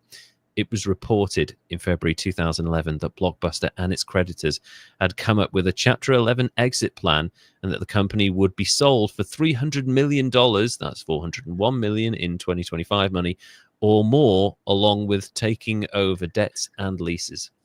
To who? Who is going to... Why? Justin Timberlake. There you go. He likes buying old shit, doesn't he? He's bought MySpace. Why not him? Blockbuster admitted that it might not be able to meet financial obligations required under its Chapter 11 filing, a circumstance which would mandate conversion of the bankruptcy filing into liquidation. On March 1st, 2011, the U.S. Department of Justice filed a claim disclosing that Blockbuster did not have the funds to continue reorganizing and should be liquidating. The fucking Justice Department is getting involved now. You are screwed, my friend. Yeah. That's bad. On March 28th, 2011, South Korean telecommunications company SK Telecom made a surprise bid to buy Blockbuster. Dish Network, who, as we mentioned last episode, used to employ George Santos as a salesman, so they're not shady, had also expressed interest in bidding, as did Carl Icahn, former chairman and CEO, despite calling Blockbuster the worst investment I'd ever made. Yeah. It's a mistake he wants to make twice, apparently. Dish eventually won the auction on April 6, 2011. Very quick bidding process for that. Agreeing to buy Blockbuster for $320 million, or $428 million in 2025 money, and assumed $87 million of its liabilities and obligations. However, it didn't go so well. On April 19th, 2011, it was announced that Dish would keep only 500 Blockbuster stores. and close about 2,200 of the other ones as well. The acquisition was completed on April 26, 2011. In April 2011, Dish Network told the US bankruptcy court that it needed more time to negotiate with landlords in an effort to keep more than 600 Blockbuster stores open. Probably not a good sign. In April 2011, Blockbuster landlords objected to its assumption of leases that it sought to assign to soon-to-be owner Dish Network, claiming that they did not have acquired assurance that the new owner would honor their leases. Not good. I'm not understanding why. Oh, we got all this money and we're not making, or we got all this debt and we're not making any money. Want to buy us? Yeah, sure. We've 32 million. You can sell T-shirts with the Blockbuster. Who's gonna fucking? What are you buying at that point other than debt and stores with overhead that are costing you money? Yeah, because they don't own the land. It's not like McDonald's where they own the land that the stores are built on. It's just literally brick and mortar at this point. I mean, maybe they can recycle the materials, or maybe the amount of DVDs are worth. But no, people are using them as coasters by this point. Well, and it feels like they're all of their stores have leases, so they don't own the buildings, or the land, or like. It's a really dumb thing. I never will understand the world of business, because sometimes people in the business world will say, no, but there's inherent value and you can restructure and blah, blah. And actually, at the end of the day, it's just like, I feel like buying something and I don't care if I lose money. Maybe it's a tax write-off. Maybe they're doing so well in other areas that it's a tax write-off. I've got to come up with something to sell that's worthless that somebody wants to buy. Sell it to someone who really doesn't want to pay taxes that year. It's just like, I mean, art is the great money laundering business of the world. So just make something giant and put like an £8,000 price tag on it, and you'll be fine.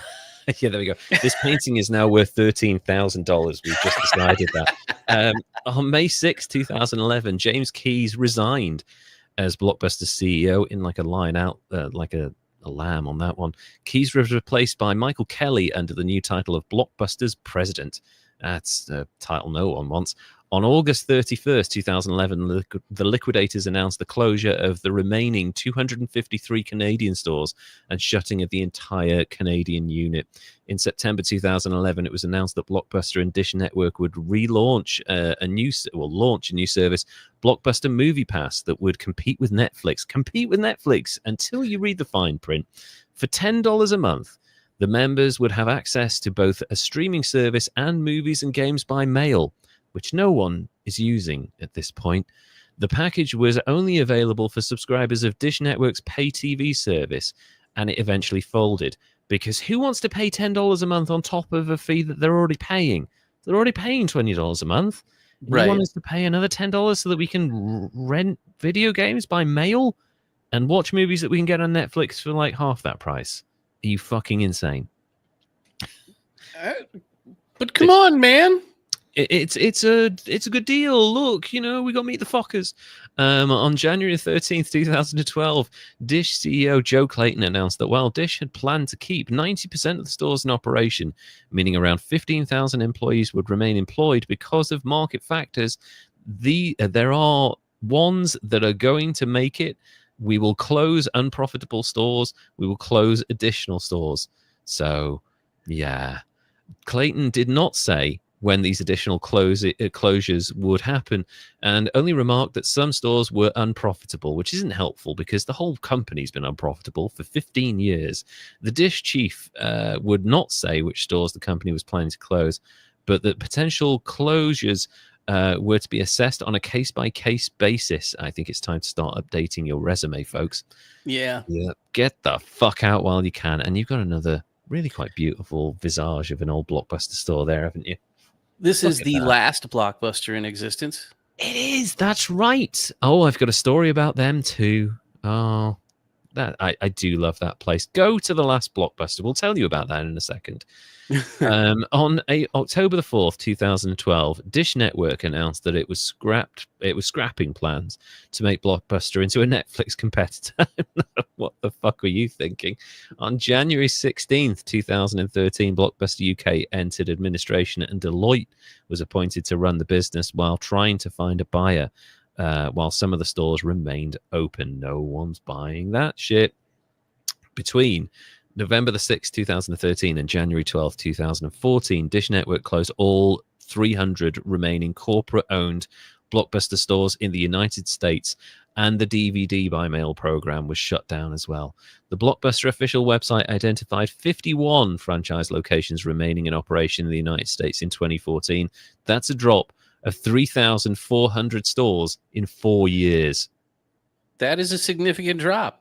That's a drop that basically anyone who has ever tried to lose weight will tell you happens very quickly and then steadily just drops off very, very subtly.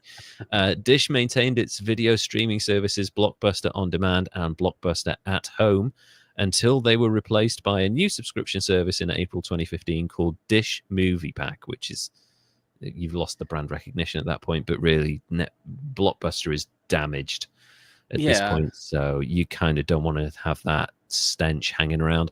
In May 2015, Michael Kelly retired from Dish after royally fucking that company up. Blockbuster is like, just fucking burn it to the ground. I'm gone in a month anyway.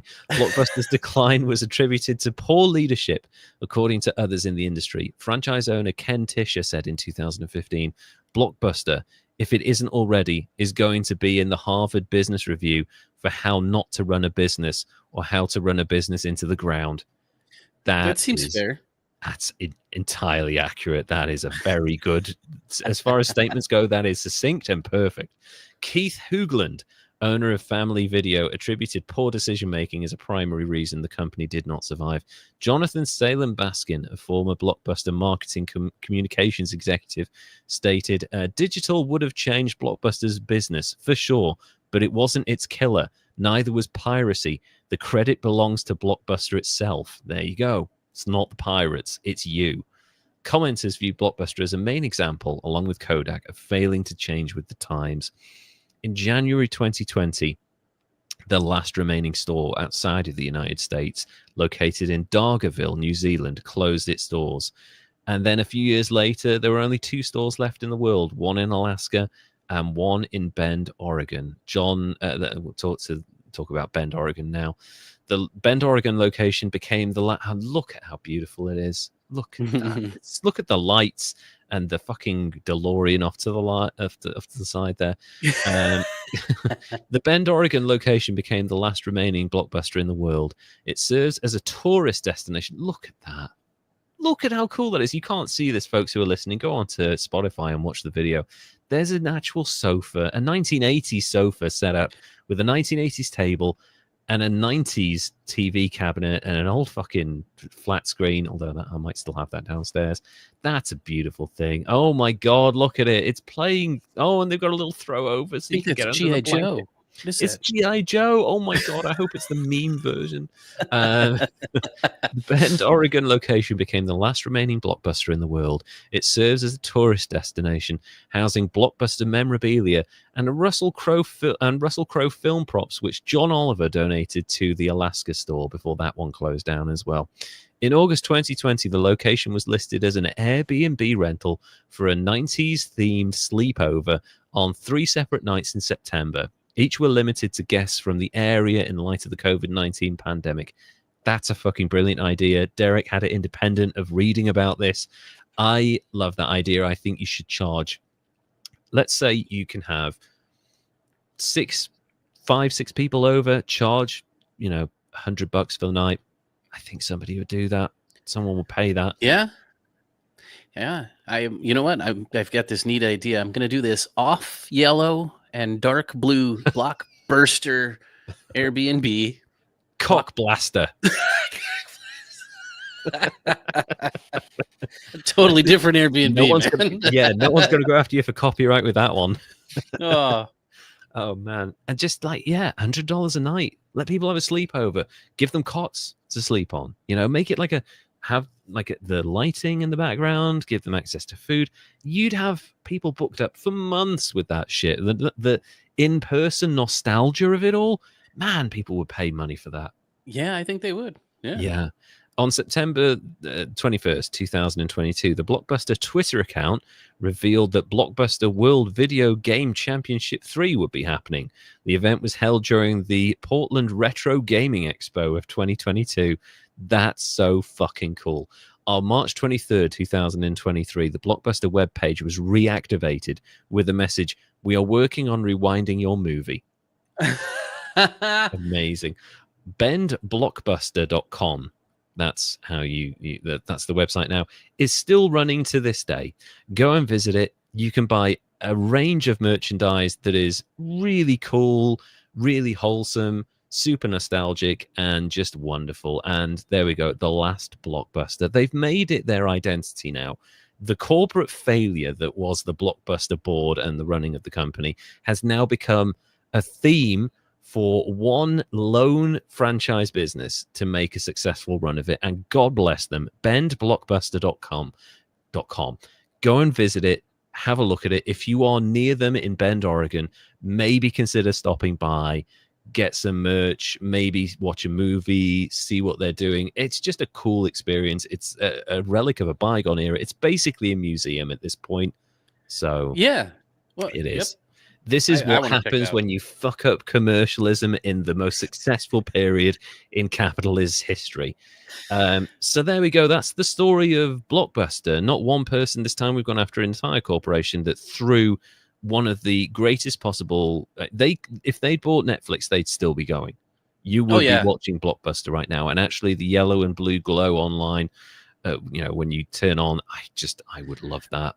You know what? Let me see here. Where is that? Let's see. That last Blockbuster. Bendblockbuster.com in Bend, Oregon. Is you visit Oregon?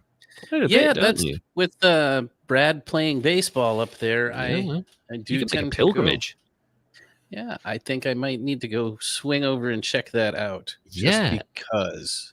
Also, it's Bend, Oregon. I feel like that's going to be a cute town. I feel like that's going to have a diner and maybe a couple of cute motels and stuff. I'm making shit up in my head now, but I feel like that could be really, really interesting to visit anyway. So I think you're right. I haven't been to Bend though. Yeah, there you go. And there's the final Blockbuster. This image, they have cultivated a perfect in-person nostalgia experience. There's neon lights everywhere. You've got the bins outside that are kind of perfect to the 80s. It's lit up so well. I love that they've run with that. And I've got to be honest, I think they might have better entrepreneurial minds than the actual people that ran Blockbuster for the last 20 years of its existence. Because it was only a successful company really for 10, 15 years. And then the decline started, which is crazy to me. I think it's so strange of like how much of a staple it was for so many people. I think my age in the States of like, that was kind of your, I mean, there was independent places that you did, but I mean, Blockbuster was just the name you used, even if it was the independent place. You're just going to go have a Blockbuster night. It became a noun.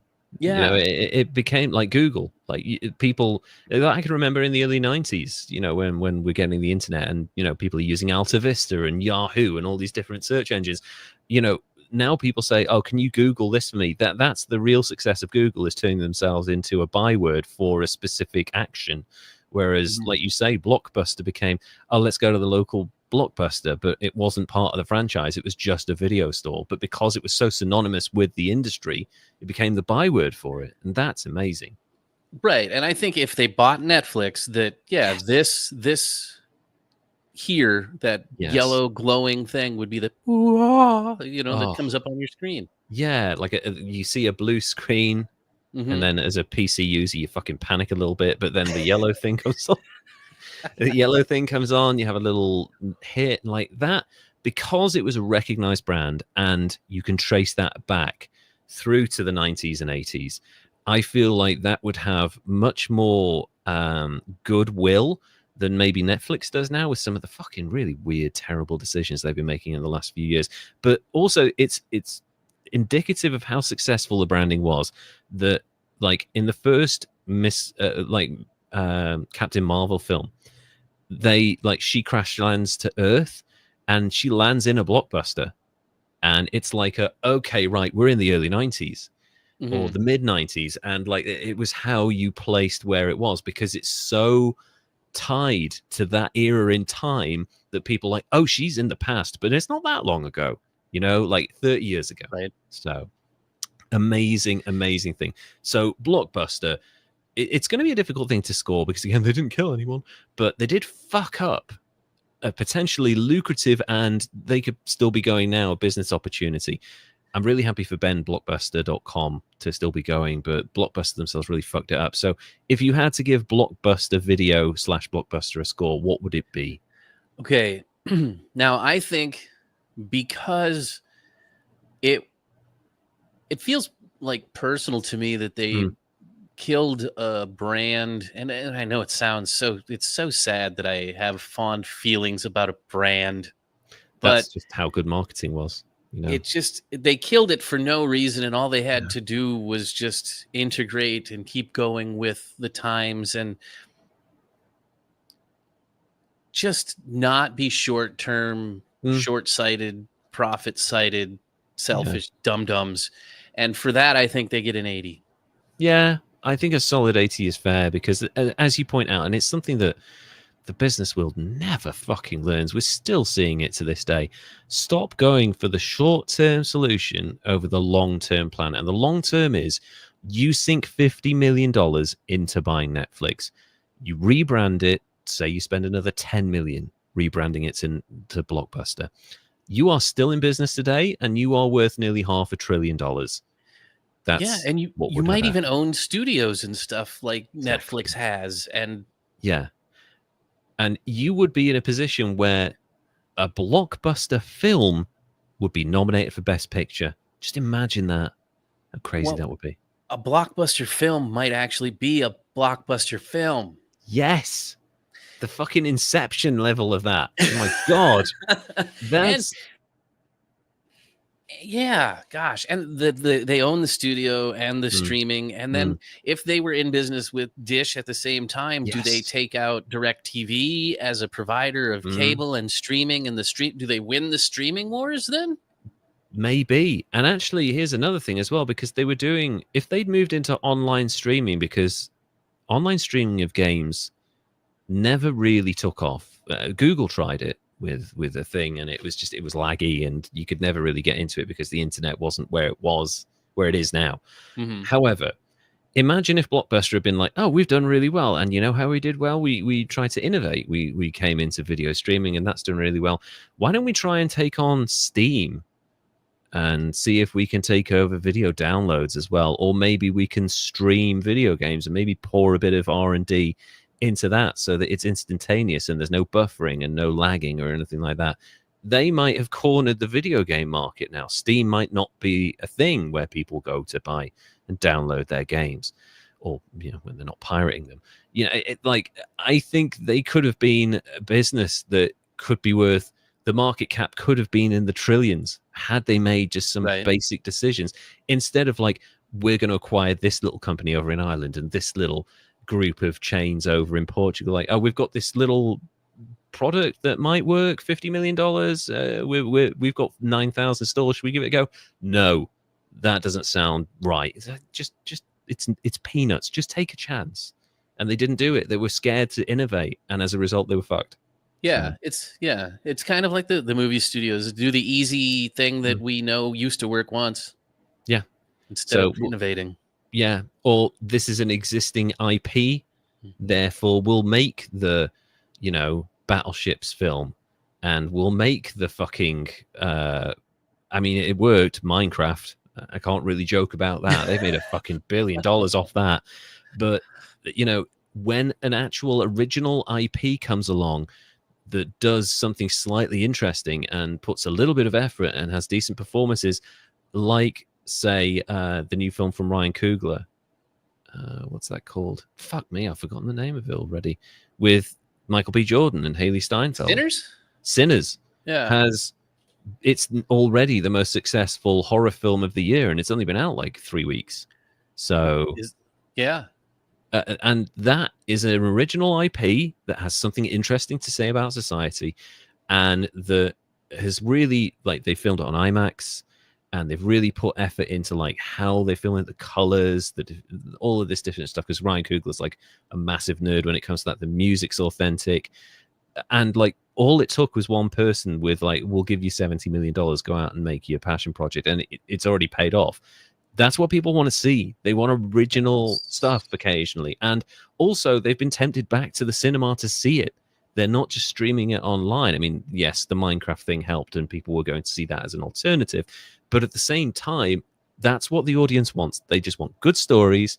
They want it told competently, and they want you to maybe kick the really crap people out of the cinema instead of ruining it for everyone. But that's what people want. And I feel like the film industry, streaming, is leaving that behind for schlock and kind of churning stuff out at a record rate. But, you know, Blockbuster is an example of an industry that didn't innovate, that just relied on what worked in the past. And we're seeing that now. And this is why films are dying on their arse for the most part. It just takes a little bit of daring, a little bit of risk, and just listening to your audience instead of saying, this is what we're doing. Why don't you ask people what they want? So, yeah, instead of leading the way, listen and then implement, you know? It's a brilliant idea. Yeah, just fucking listen to what people want and then do it. It's not hard. Anyway, so that's our show for this week. I had a lot of fun researching this one, and I knew that you'd be kind of interesting because less so for me, but I feel like Blockbuster wove itself into culture very, very successfully. It's one of the few things they did well, is weave themselves into Americana. And when I think of Blockbuster, of like a store, like if I physically picture myself going in, I feel happy just thinking about it. I think I hear music.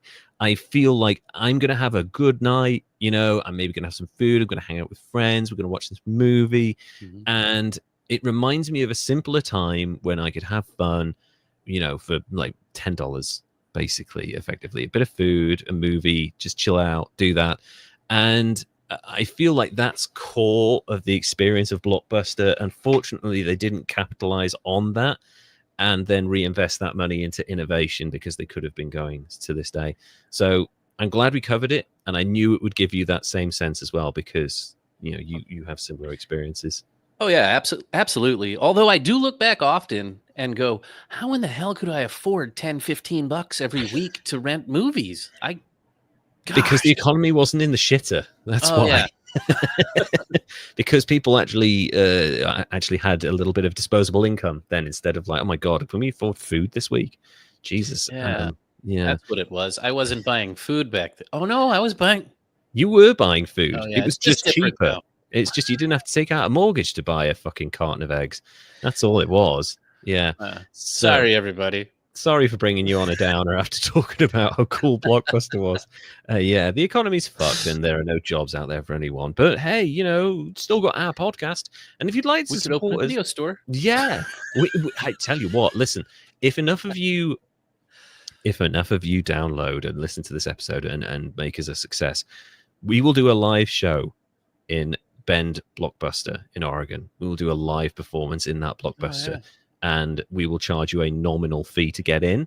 And we will in fact, we might even just get you to purchase some merchandise from bendblockbuster.com, and we'll film it and we'll put it online, and that's how we'll make our money back. So, do we get to watch movies while we do it? While we're doing that? Fuck yes! Okay, after we're done recording, I'm staying back and we're watching John Carpenter's The Thing or some like Aliens or some shit, and we are like, in the middle of. Oh yeah, definitely doing that. So if you would like to support us financially and give us a little bit of money, we will actually put it to good use. Unlike the Blockbuster board, go to patreon.com/History's Greatest Idiots, where you can have access to exclusive behind the scenes recordings. You can get access to scripts from our episodes. You can get access to behind the scenes stuff from our lives, where we visit live historic locations and also go on holidays and share stuff that we don't share on social media. And also, you'll have access to a wonderful community of people and annual gifts when you stay with us and when you join us as well. So that's patreon.com/History's Greatest Idiots. We're also on Instagram if you go to @History's Greatest Idiots. And that's our show for this week. We'll be back in a couple of weeks with another episode, hopefully less slightly depressing at the end there, than realizing that the world economy is kind of fucked. Derek, would you like to say goodbye? Goodbye, everybody. And we'll see you all again in a couple of weeks. Take care now. Bye.